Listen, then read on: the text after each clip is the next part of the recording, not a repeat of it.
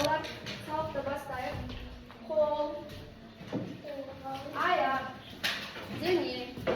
Бәріміз тыныш отырамыз, иә? Тақтаға назар аударамыз. Қалай демалдыңдар? Жақсы демалдыңдар ма? Дайынсыңдар ма сабақ оқуға? Балалар бүгін сынып сағатының тақырыбы энергияны үнемдеу, экологияны қорғау, жүргіншілер өтпелі және бағдаршам. Ал қауіпсіздік сабағында шұғыл қызметтерге қалай қоңырау соғуға болады дейді. Жалпы қараңдар, энергия сөзін естіпеңдер? Энергия тоғы деп естіпті, жақсы. Тағы да кім қалай естіді энергия сөзін? Жақсы, тағы да сезім айталым. Жарайды. Балалар, жалпы энергия деген ол бізде қуат көзі, иә? Қуат көзі. Мен білдірдім ма? Иә, энергия мысалы біздің барлық жан-жағымыз бізде қуат. Иә, оның өзі энергия. Яғни балалар біздің айналамыздың барлығы толған энергия екен. Ал экология сөзін естідіңіз ме? Экология. Естіген жоқсыздар, иә? Экология балалар бізде табиғат деген сөзбен байланысты келеді.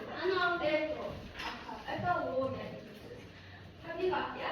Табиғат деген есімдерге көздердің алдарына не естиді? Табиғат. Ауа. Табиғатқа тағы не жатады? Жылу, жақсы, тағы да. Ағаштар жата ма? Ауа. Ағаштар жата ма? Балық. Яғни балалар, талға шықса. Иә, яғни бізді қоршаған ортаның барлығы бізде не екен? Табиғат екен балалар. Табиғат балалар бізге көп нәрсе береді. Біз табиғатты өте көп пайдаланамыз. Бірақ біз оған өте дұрыс емес істер жасаймыз. Ол дұрыс емес істер қандай? Мысалы балалар көбінше байқаймын, мектептен шығады да дүкенге кіреді. Дүкенге кіріп бір тәтті алады. Ол тәттінің қабығын ашады да тұрады да жерге тастай салады. Ол бізде не болды? Ол бізде қоқыс. Ал қоқысты тастайтын орын бар ма? Бар. Барлық жерде бар. Бізде даже сыныпта да бар, иә? Яғни балалар, біз табиғаттан ауа аламыз, су аламыз, жылу аламыз, әсемдік, көркемдік, барлығын аламыз. Бірақ біз табиғатты не істейміз? Бастаймыз. Біз табиғатты ренжітеміз. Оның орнына не істеуге болады? Табиғатқа біз қалай көмектесе аламыз? Иә, ағаштарға су беруге болады, жақсы. Адина, тағы да қалай көмектесе аламыз? Қоқысты не істеуге болады? Иә, қоқыс шашығын тастай аламыз.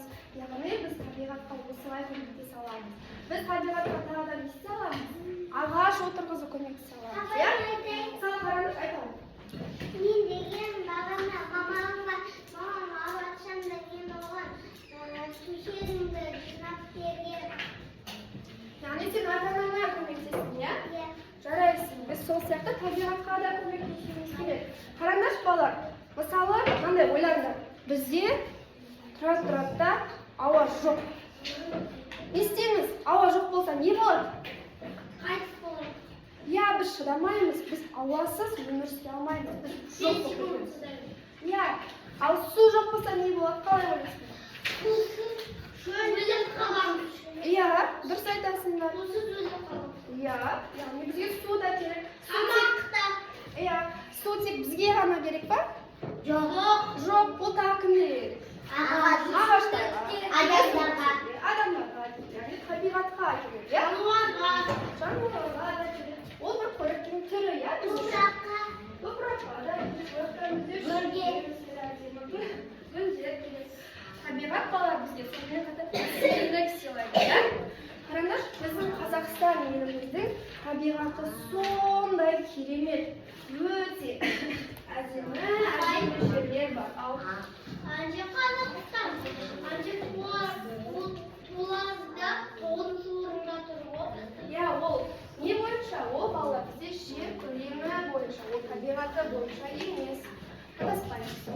жер көлемі бойынша. Енді балалар мен сіздерге қазір бейнеролик көрсетемін. Сосын сол бейнероликті маған айтып бересіңдер. Ол бейнероликте не айтылады? Ол бейнероликті біз табиғатта қолдануымыз керек. Оған қалай көмек көрсетеміз? Осылар көрсетіледі. Қараңдар. көрген әр таза болып еді. Және жер бетіндегінің бәрі дерлік тек адамнан өзгесі үйлесімді болатын. Бір күні адам баласы зеріккені соншалық жаңа дүниеге жаны құмартып табиғат аясынан сырт шығады. Осылайша біз адамдар жер шарымызды жайлап, оны өзіміз үшін ғана ыңғайлы ете бастадық. Бәлкім дәл сол шақта біз ғаламшарымыздың дамуын тоқтататын сағатты іске қосқанымызды аңғармай қалдық. Уақыт өте келе біз жердің жалғыз қожайыны атандық. Айналамызды түрлі заттармен қоршап, оларды жетілдірумен ал зат атаулыны көбейтумен болдық. Осылайша ортақ үйімізді өзіміз ластай бастадық. Жер, ауа және су тастағандықтан табиғатымызға қауіп-қатер төніп тұр. Ортақ үйімізге қамқорлық қажет. Қолымыздан не келеді? Ересектер ғаламшарымыздың қандай күйге душар болғанын байқамауы да мүмкін.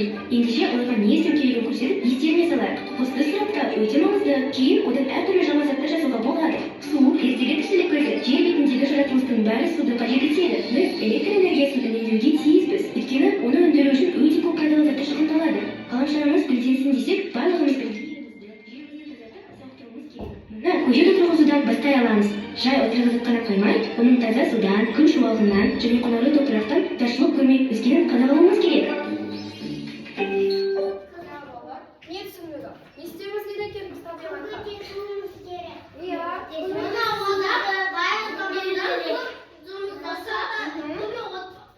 Айше аға болғанда, інісі Айше клубқа келіп, Айше Жерге қалай көмектесеміз деген сияқты сұрақ қояды, иә? суды ағасты алып, оны жерге қойды. Яғни біз табиғатты аралауымыз керек. Біз табиғаттан ауа аламыз, иә? Су аламыз, көркемдік аламыз. Енді біз неге соған тағы да біз табиғатқа мысалы біз бере алмаймыз? Мысалы біз неге бере алмаймыз? Мысалы табиғатқа біз ешкім көмектесе алмаймыз. Жаңағындай қоқысты орнына тастау, немесе көшеттерді отырғызу деген сияқты, иә? Енді балалар қараңдар. Жаңа біз не айтып кеттік? Энергия деген сөзге тоқталған боламыз.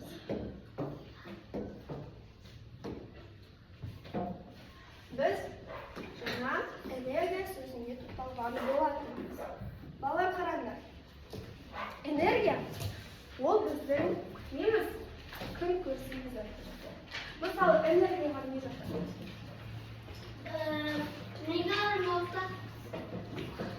Жарық жатады. Көптеген қуат көздері жатады. Иә? Мысалы қараңдаршы. Мысалы қараңдар. Сендердің үйде қара. Ата-аналарың сендердің ұялы телефондарыңды не істейді? Қуаттайды, иә? Оны біз қалай аламыз? Одан біз энергия аламыз. Дұрыс па? Телефонды энергияға толтыра ма?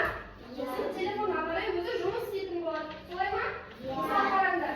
Күн батты, даланың барлығы қараңғы болды. Біз сол кезде не істейміз үйде? Не істейміз? Иә, жарықты қолданамыз. Бұл жерде біз энергияны қолданамыз. Жарықтың өзі бізде энергия, ол бізде қуат көзі. Сол жарық бізде ұйықтағанша дейін ол не істейді? Қосылып тұрады, иә. Ал егер біз оны, мысалы ұйықтайтын кезде ұмытып кетсек, жарықты сөндіруді ұмытып кетсек, ол не болады деген сөз? Ол ақша құртарлықтан сол. Иә, оған шынымен бірінші қаражат кетеді. Одан кейін біз энергияны дұрыс қолданбаймыз, балалар. Сендер энергияны дұрыс қолдана білу керексіңдер. Мысалы, ұялы телефонды сендер зарядта болғаннан кейін, оны тоғынан суырып таста. Немесе жарық керек емес па, өшіріп таста. Ыстық болса, ол атылады. Иә, күнде қалуға білмейді. Иә, айтамын.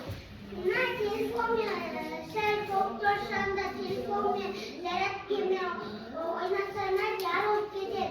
Иә, ол бізде өте қауіпті. Немесе қараңдар, таңертең сендер тұрасыңдар, суды қолданасыңдар. Сол бізде өз табиғаттан аламыз ба?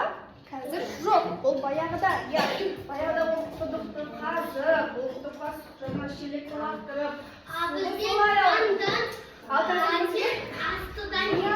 бізге энергия арқылы, яғни балалар біздің су қолданғанымыздың өзі бізде энергия.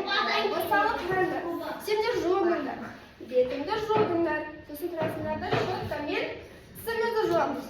Сол кезде көбісі не істейді? Суда ағызып қоя береді. Ана су құдан кетіп жатыр. Энергия босқа жұмсалады. Біз оны үнемдеуіміз керек.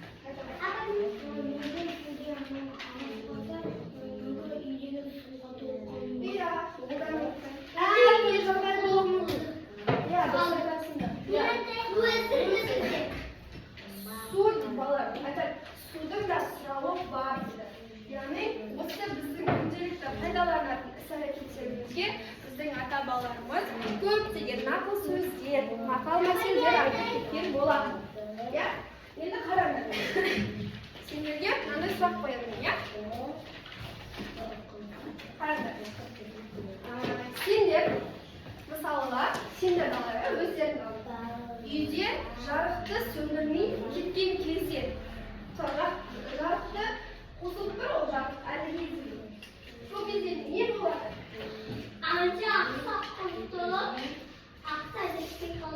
Иә, қаражаттар бізге минус түсуі мүмкін. Тағы да. Айтамын.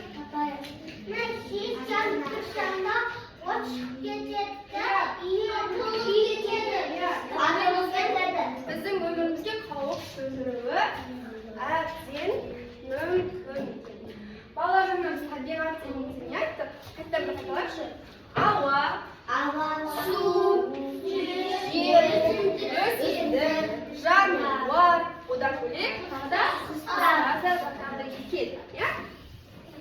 Қараңдар. Табиғаттың балалар бізге пайдасы қандай? Табиғат бізге не береді? Ауа береді. Тағы да су береді. Тағы да жеміс береді. Тағы да әзірлік береді. Тағы да не істеуіміз керек біз?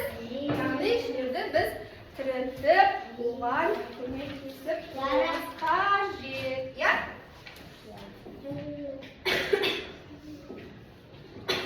Қараңдар, сендерге мен мынандай бір жағдаятты айтайын.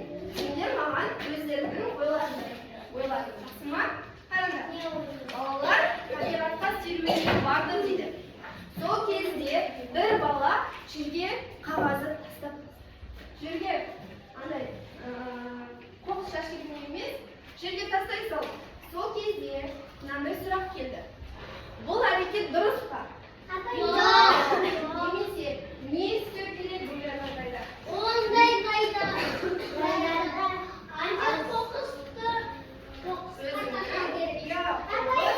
Жәшігіне тастау керек, иә? Сендер енді білдіңдер ғой, иә? Біз табиғатты не істеуіміз керек? Қорғауымыз керек. Энергияны көп жұмсаймыз ба? Жоқ. Оны біз қалай жұмсаймыз? Тек керек кезде ғана, иә? Солай ғой. Келістік па бәріміз? Келістік па?